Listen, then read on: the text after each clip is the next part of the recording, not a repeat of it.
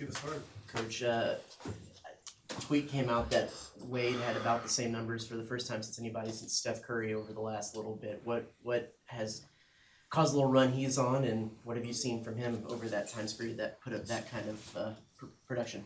I didn't see it, so I don't know the specific stats. I think he's very aware of what he can do. And I also think that he's very aware of what his teammates can do. But he has as high a feel of time score of momentum as I've ever been around. And so I think he helps put his teammates in the best possible position. And I think he knows when it's time for him to make a play or to make a play for someone else. I think the rate at which he's getting fouled has really helped our team. And those, it doesn't make much sense, but he's also averaging a career high in defensive rebounds, and that's huge. He had 3 defensive rebounds in the second half that were amongst the forest, and he was able to get it. And we were really struggling with guard rebounds in the first half. So I think he's doing things on both ends that give us a chance to be in a position to have success.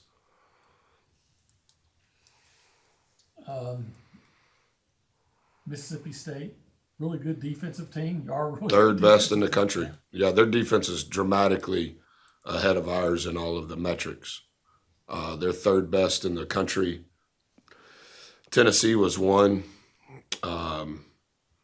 They're the second best team in turning teams over in our league behind Missouri. They do it a completely different type of way. Number 1 at protecting the rim. Yeah, they're ultrasound defensively. Do some zone stuff in the full court and in the half court to keep you off pace.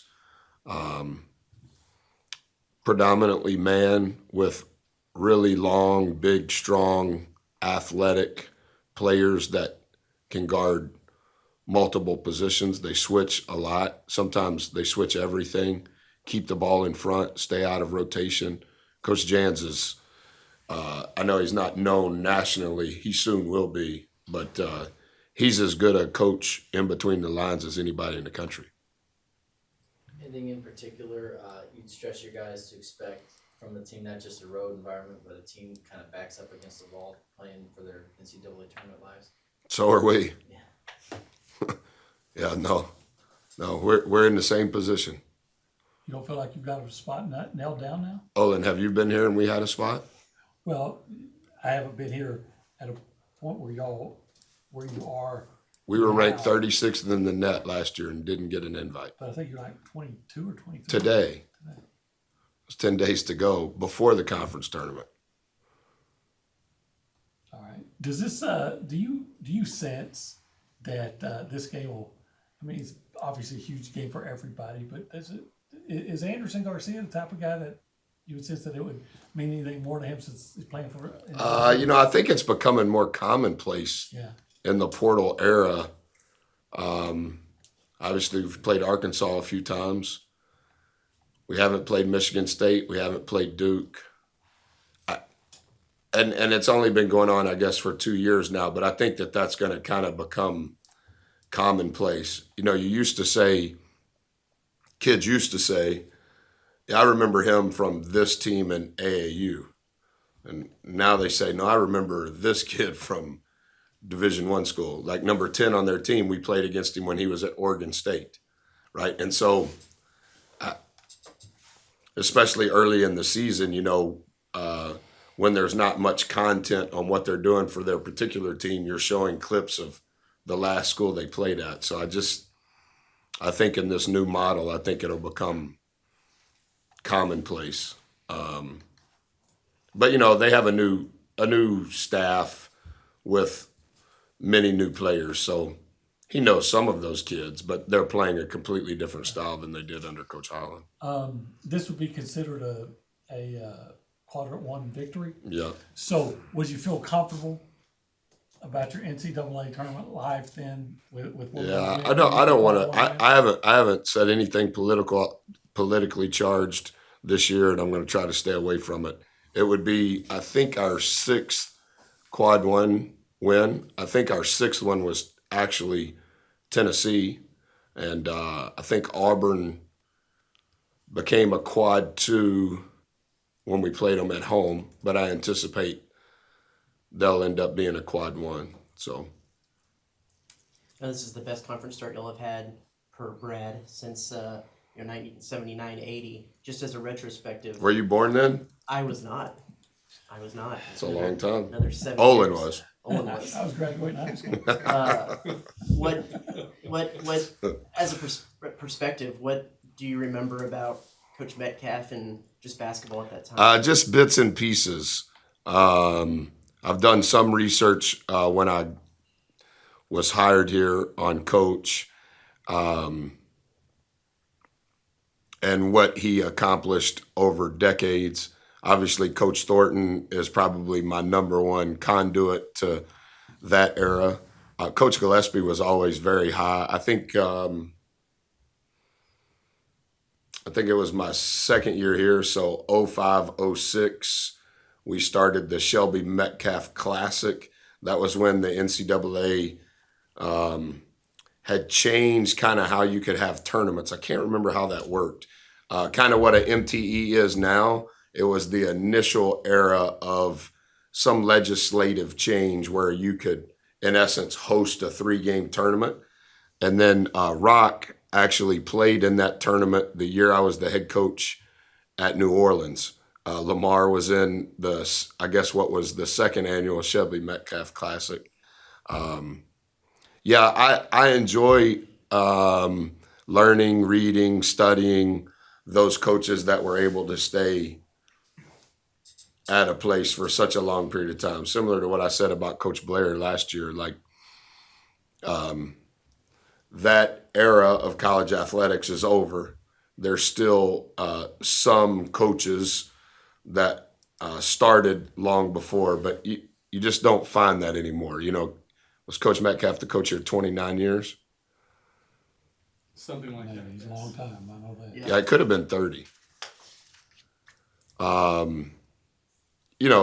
I just have great respect for being able to lead and have success over that long a period of time. And I know the world is not near that patient anymore, but I always tell my children, everybody has a different definition of success, and you're entitled to your own definition. But the older you get, I think you'll learn that time or some portion of time has to be included in your definition. Because a lot of people can do things for a day or a week or a year, but can they do it over a long period of time? And obviously, Coach Metcalf was from that era, and what he did for this program, I would say no one will ever even come within that realm. So I want to ask you about those teams you mentioned when you were here under Coach Gillespie, just how much Coach Gillespie rubbed off on you just stylistically, and then also if you see any similarities between this team and some of those teams from like that toughness, gritty standpoint. I was just happy Coach gave me a job. I don't think stylistically anything we do is the way Coach does it. Coach is a savant. Because he's not always comfortable talking, people negate how intelligent he is. If he took the Mensa test, he would be admitted. Coach is brilliant. It would be hard to compare this group to that group. Joe Jones was a 4-year starter. Antonis meant so much to the team. Josh Carter was in our first recruiting class. Dominique Kirk we signed in the spring when we got the job. I think Dominique Kirk started more games than any player that's ever played here. AC Law was on the team. Antoine Wright was on the team. Yeah, I don't know. Chris Walker was a walk-on and I think he started 26 games at the 4 as a 6'2" walk-on. He for sure was first to the floor more than anybody on our team. Um, I think they were 0-16 when Coach was hired. I think we were 8-8 in year 1, and Coach was Coach of the Year after being preseason picked last. So I think we were 10-6 in year number 2. Coach was Coach of the Year. I think Coach was Coach of the Year 5 of his first 7 years as a head coach. He was 4-26 in year 1 at UTEP. Took the job 11 days before game number 1. He was 26-4, I believe, in year number 2. Was Coach of the Year. Came here, was Coach of the Year year 1 and year 2. I know when I was here.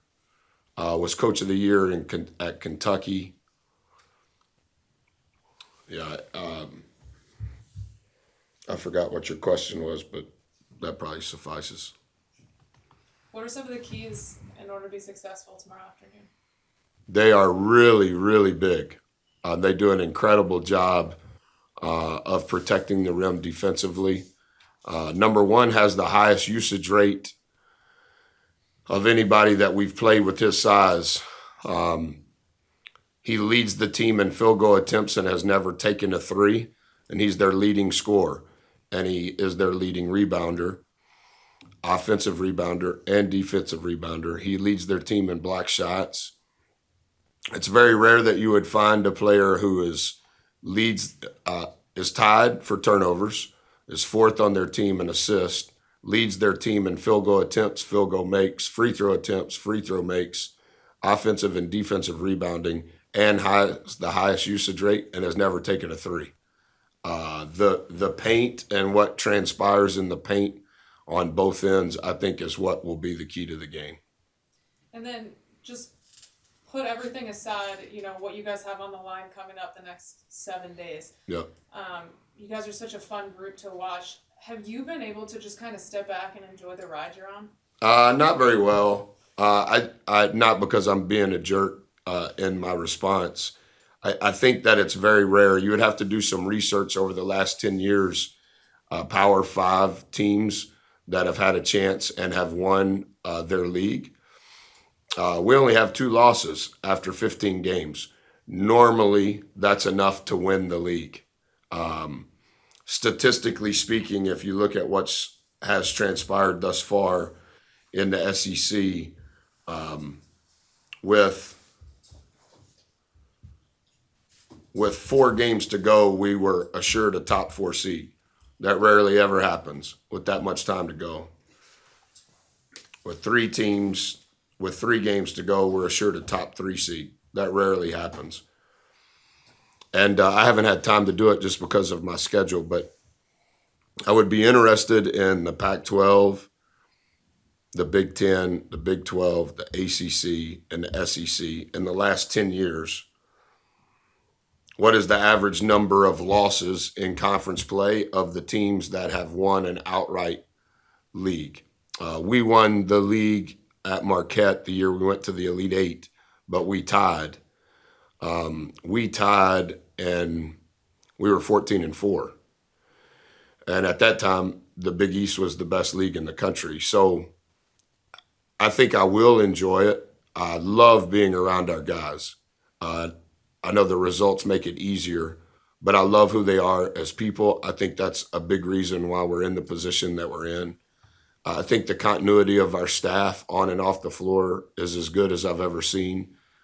And the one thing that I try to bring attention to with you guys, but also even within our organization, is the accountability of each person, whether they're wearing a suit and tie or a uniform, the accountability that they have had to the responsibility that has been assigned to them.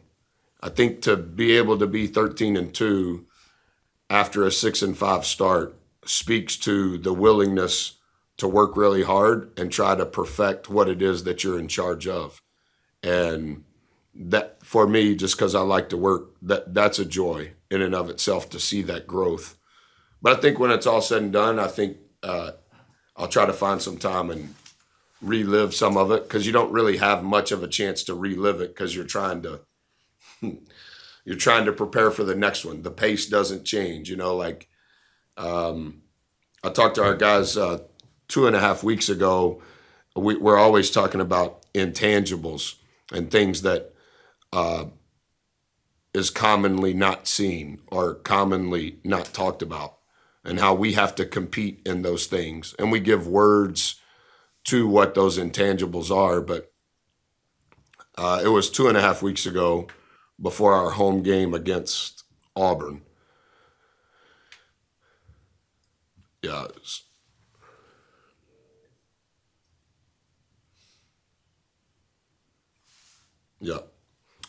It could have been before Georgia, but we need to begin to work on our endurance. And that's not a category that's in a box score, but how can we find ways in the film room and in practice, in our skill work each morning, to focus on endurance? And then I brought it to their attention the other day, like, do you remember when we were playing Auburn and we were saying, this is the biggest game of the year?